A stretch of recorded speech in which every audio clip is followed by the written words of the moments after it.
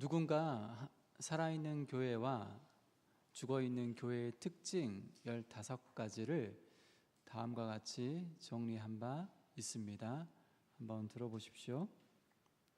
살아있는 교회의 지출은 언제나 수입을 초과하고 죽어있는 교회는 많은 돈이 필요치 않다.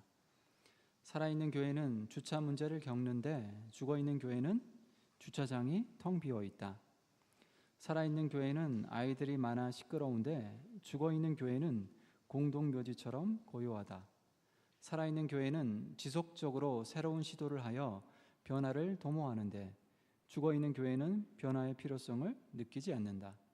살아있는 교회는 사람들의 이름을 다 외우지 못할 정도로 새신자들이 등록하는데 죽어있는 교회는 사람들이 서로 이름을 다 외우고 있다.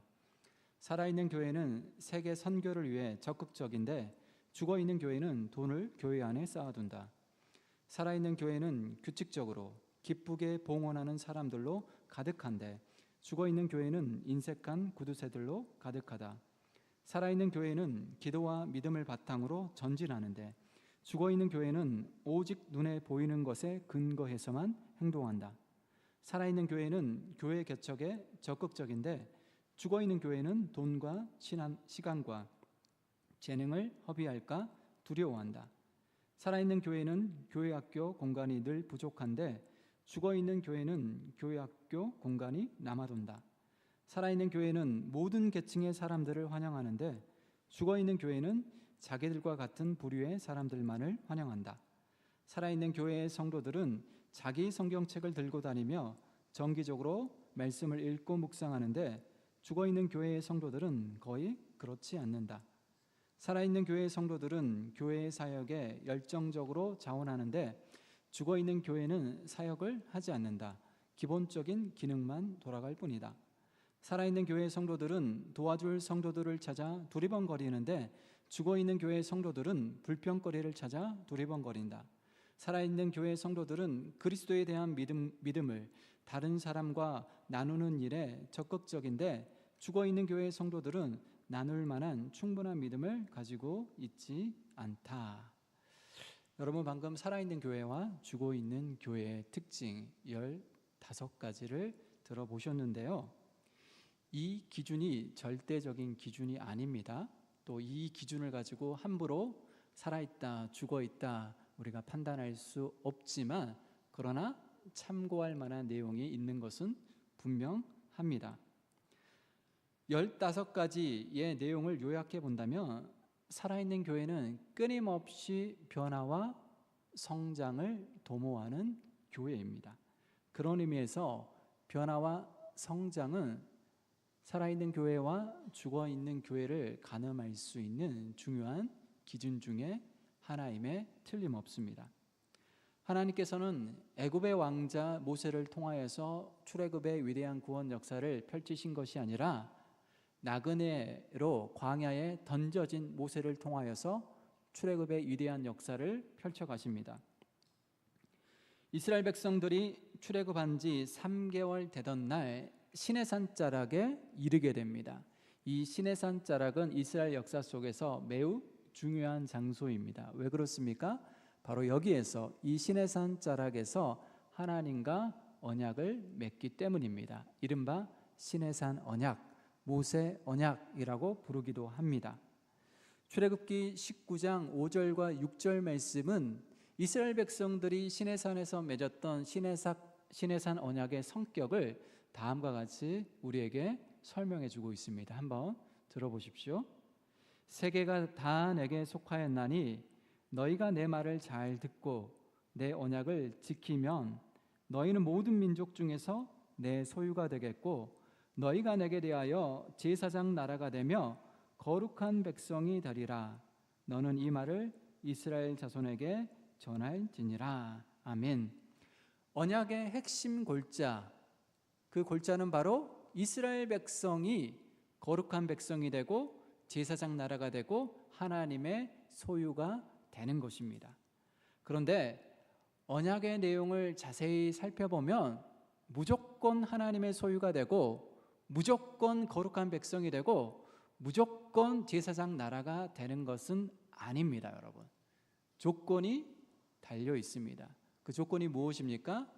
너희가 내 말을 잘 듣고 내 언약을 지키면이라는 전제 조건이 분명 제시되어 있습니다.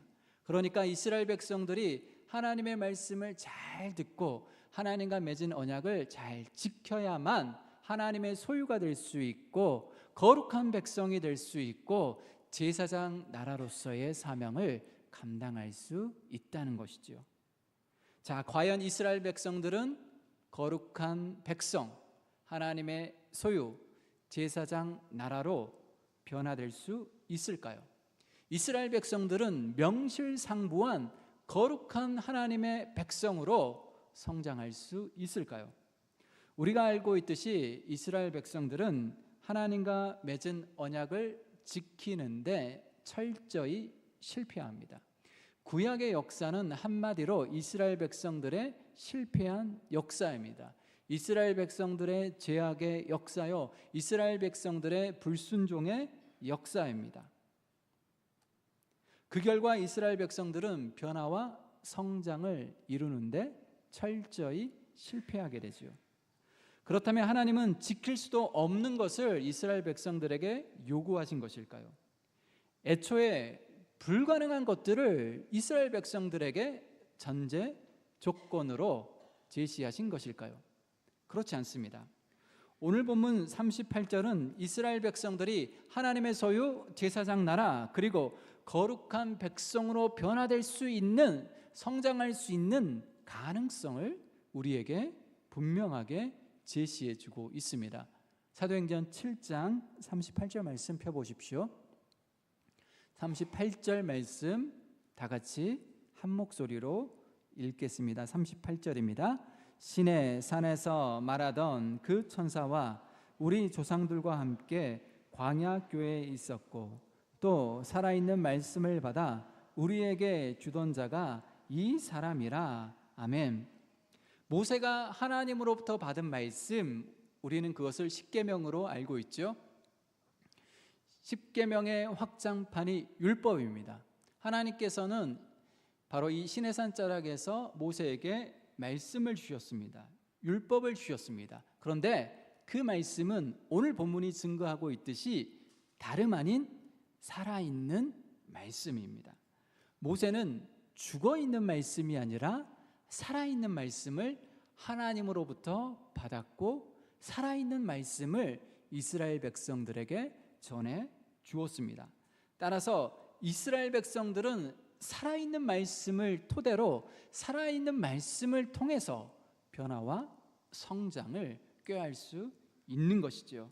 살아있는 말씀을 토대로 제사장 나라가 될 수 있고 거룩한 백성이 될 수 있고 하나님의 소유가 될 수 있는 것이죠. 여기서 우리는 이런 질문을 던져볼 필요가 있습니다. 하나님의 말씀이 죽어있는 말씀이 아니라 살아있는 말씀이 되는 까닭은 무엇일까요? 살아있는 말씀이 의미하는 바는 정확히 무엇일까요? 대략 세 가지로 나누어서 설명할 수 있겠습니다. 첫째, 말씀하시는 하나님이 살아계시기에 하나님의 말씀은 살아있는 말씀이 되는 것입니다. 하나님은 언제나 살아계신 하나님으로 이스라엘 백성들과 함께 하셨습니다. 하나님은 살아계신 분으로 이스라엘 백성들의 역사에 참여하셨고 살아계신 분으로 이스라엘 백성들의 역사를 이끌어 가셨습니다. 하나님이 살아계시는 한 하나님의 말씀은 살아있는 하나님의 말씀이 되는 것이죠. 오늘 저와 여러분은 살아계신 하나님의 말씀을 듣는 것입니다. 우리에게 주어진 66권의 성경은 살아계시는, 역사하시는 하나님의 말씀입니다. 하나님은 지금도 66권의 말씀을 통하여서 끊임없이 우리에게 말씀하시는 분이십니다. 따라서 하나님의 말씀은 살아있는 말씀이 있는 것이죠.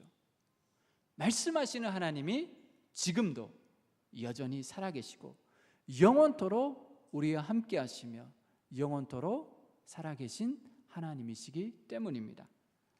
둘째, 하나님의 말씀이 살아있는 말씀이 되는 까닭은 하나님의 말씀이 실제 살아 움직이는 말씀이기 때문입니다. 히브리서 기자는 하나님의 말씀이 살아 움직이는 그 역동성을 우리에게 잘 증거해 주고 있습니다. 히브리서 4장 12절 말씀 들어보십시오. 하나님의 말씀은 살아있고 활력이 있어 좌우의 날선 어떤 검보다도 예리하여 홍과 영과 및 관절과 골수를 찔러 쪼개기까지 하며 또 마음의 생각과 뜻을 판단하나니. 아멘. 하나님께서 이스라엘 백성들에게 주신 말씀은 단지 돌판에 기록된 말씀이 아니라 살아 움직이는 말씀이었습니다. 이스라엘 백성들의 죄와 어둠을 폭로하며 그들의 가장 깊은 것까지도 밝히 드러내시는 살아 움직이는 말씀이었습니다. 특히 구약의 예언서를 읽어보면 여러분, 하나님의 말씀이 얼마나 예리한지, 얼마나 우리의 가장 깊은 곳까지도 찌르시는지를 우리는 예언서 말씀을 통하여서 금방 알 수 있습니다. 오늘 저와 여러분에게 주어진 성경도 마찬가지입니다. 성경은 여러분 단지 기록된 문자가 아니라 살아 움직이는 말씀입니다. 말씀의 양날검은 예리하게 우리 속에 감추어진 죄까지 드러내며 나의 내밀한 생각과 마음과 그리고 의도까지 밝히 드러내십니다.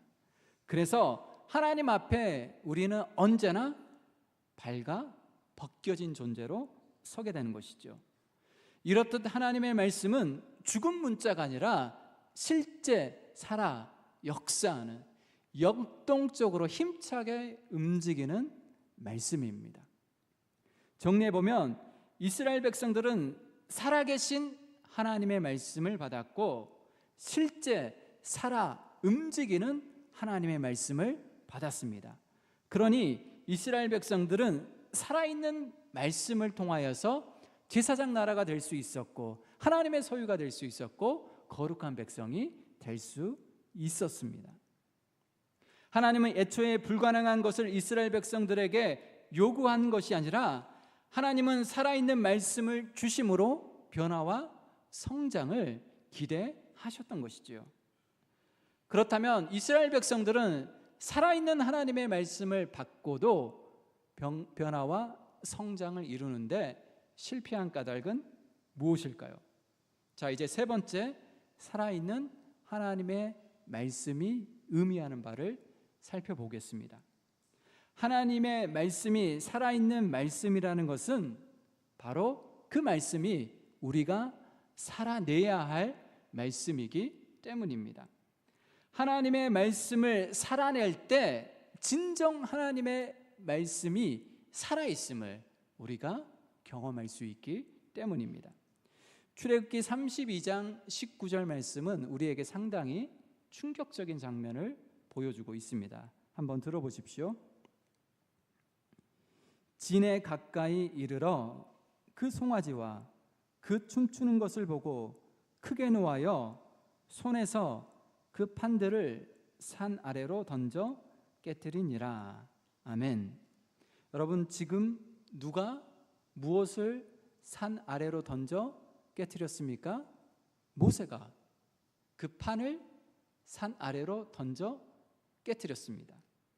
여러분, 그 판들이란 어떤 판들을 가리킬까요? 바로 십계명이 기록된 돌판을 가리킵니다. 출애굽기 31장 18절은 하나님께서 친히 쓰신 돌판임을 우리에게 분명히 가르쳐주고 있습니다. 뿐만 아니라 출애굽기 32장 16절은 다음과 같이 우리에게 증언해주고 있습니다. 들어보십시오. 그 판은 하나님이 만드신 것이요 글자는 하나님이 쓰셔서 판에 새기신 것이더라. 아멘.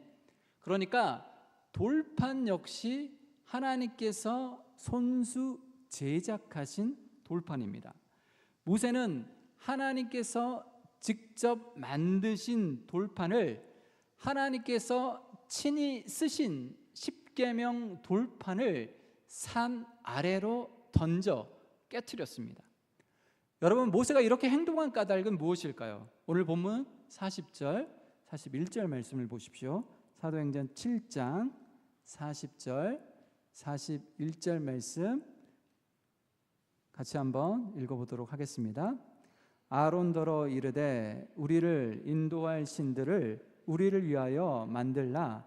애굽 땅에서 우리를 인도하던 이 모세는 어떻게 되었는지 알지 못하노라 하고 그때에 그들이 송아지를 만들어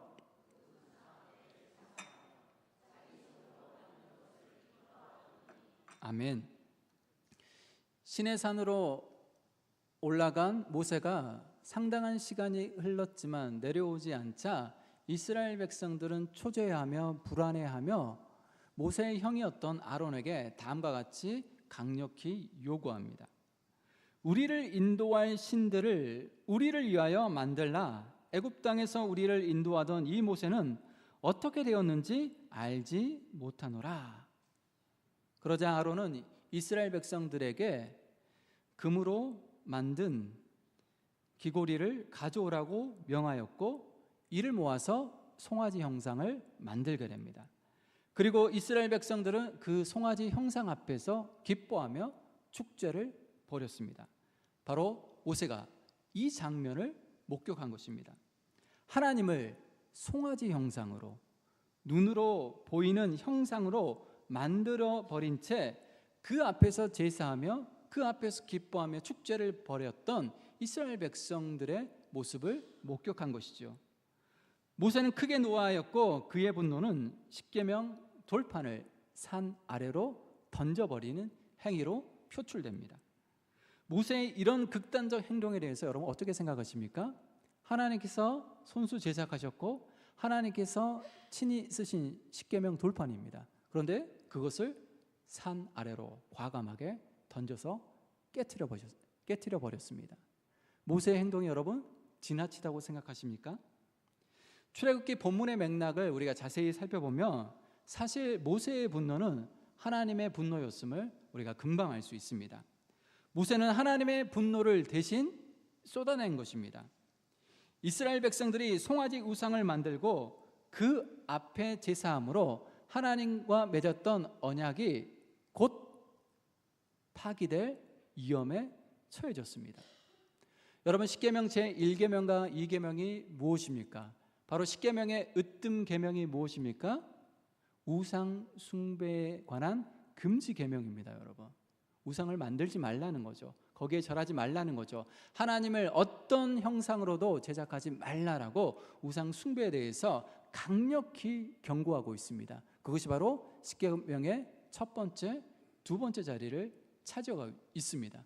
그만큼 중요한 계명이죠. 그런데 얼마의 시간이 지나지 않았음에도 불구하고 이스라엘 백성들은 벌써 십계명 제1계명과 2계명을 어기고 만 것이죠. 하나님과 맺었던 그 언약이 파기될 위험에 처해 있습니다.